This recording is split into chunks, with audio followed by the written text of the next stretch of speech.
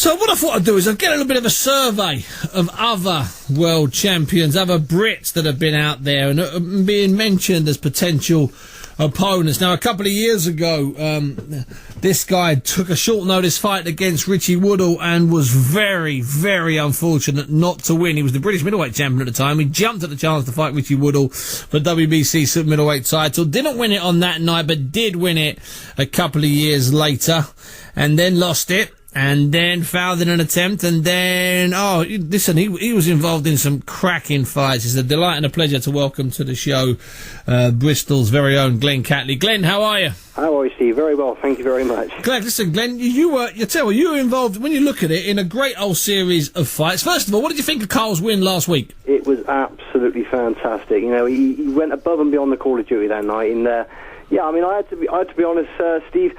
I really thought he was up against it, but the way he completely dismantled Bute. You know, he made a great job, great job on the night. He certainly did. Now, you sort of were around at that time when Kawasaki was around. You thought Richie Woodall at his peak. You know, he had an off night, and most people, including Richie, thought you could have got the decision that night. Where do you think Carl stands with regards to the best super middleweights? You know, yourself, Richie Woodall, Ben, Eubank, Collins, and of course Kawasaki. I mean, he's in that mix, obviously, but where is he in that mix, do you think, Glenn? Well, I think you've got to put him within the top three. Okay. Without question. Top 3 or 4 without question.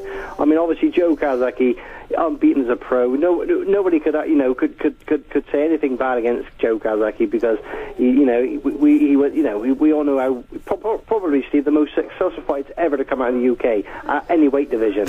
We all know how well he's done. Sure. And he certainly comes, I believe, in the top 3, possibly the top 4 of the best super middleweights ever to come out of the United Kingdom. Yeah, I mean, what I particularly like about what happened last week, Glenn, is that I thought there would be a fairy tale ending, and I thought he would win, which I tipped. But at the same time, I said this is a fight he doesn't need to take. I thought it was too hard. I thought he could have, taken an easier fight, still sold out the Nottingham arena, and then fought someone like Groves or DeGale. But I tell you what, he doesn't mess around, does he, Carl? He takes the hardest possible fights. That's right. I mean, look at the last sort of 7 fights. Yeah. Bute, Andre Ward, Glenn Johnson, Arthur Abrams, Mikael Kez, Andre Durrell, Jeremy. He's never in a close fight. You know, he always wants to fight the best, and that's what you've got to give Carl Froch credit for. He wants to fight the best. Yeah, and there's nothing wrong with that. He never takes the easy option out, and that's something we've really got to give him credit for. We have indeed. Listen, Glenn, thanks very much indeed. Former WBC Super Middleweight champion Glenn Catley there.